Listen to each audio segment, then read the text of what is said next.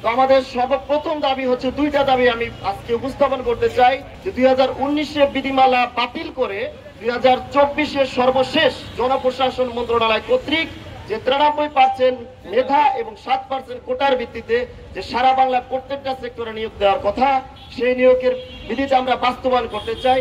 Primary ও গণশিক্ষা মন্ত্রণালয়ের কাছে আমাদের একটাই দাবি, সর্বশেষ প্রজ্ঞাপন 2024 অনুযায়ী 93% মেধার ভিত্তিতে যেন আমরা নিয়োগ পাই এবং এই নিয়োগ বাস্তবায়ন করতে হবে।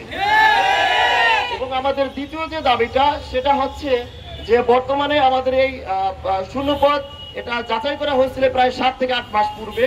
ইতিপূর্বে আপনারা জানেন যে ভুয়া মুক্তিযোদ্ধা কেন্দ্রিক অনেকগুলো প্রাইমারি সেক্টর খালি হয়েছে, যেখানে প্রাইমারি শিক্ষক পদ শূন্য পদ রয়েছে।